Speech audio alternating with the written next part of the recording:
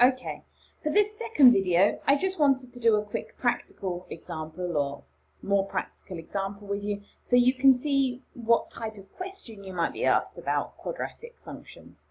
So this question gives us a quadratic function, f of x is equal to x squared plus 6x plus 8. And the question asks us to find the roots of the following function. And I will write the German word for you, just for your vocabulary development. So, before we start looking for the roots, what do we know about this function? Well, we have our coefficients. A is 1, B is 6, and C is 8. A being 1 means that it's going to be a concave up function. And we know that the y-intercept is going to be 8. So actually, let's take a look at what it looks like.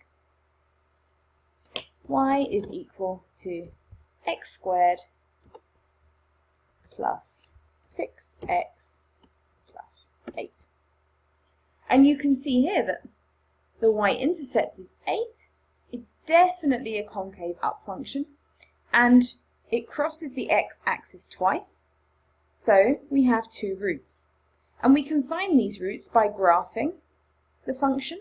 But if you weren't sure, if you'd drawn the function by hand, and you weren't sure about these two roots, you can also find them algebraically. So the roots of the function on the x-axis are when y is equal to 0.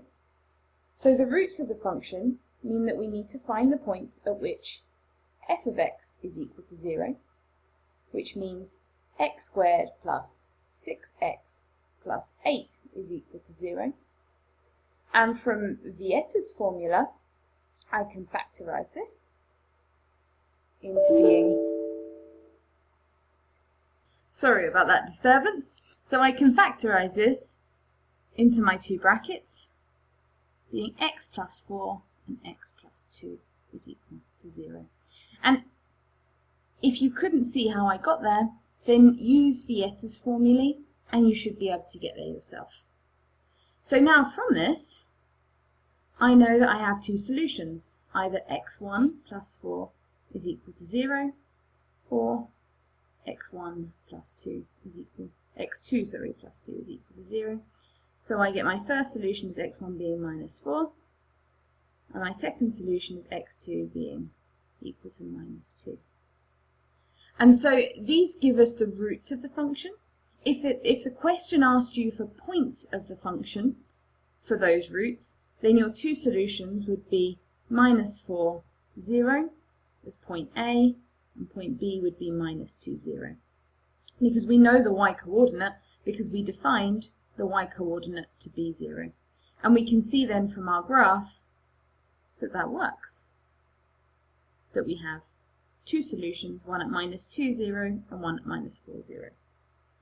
And investigate that with a few more functions. Put a few more functions into Desmos, and then see if you can figure out the roots algebraically. Play around with it a bit and you should get a really good feeling for it.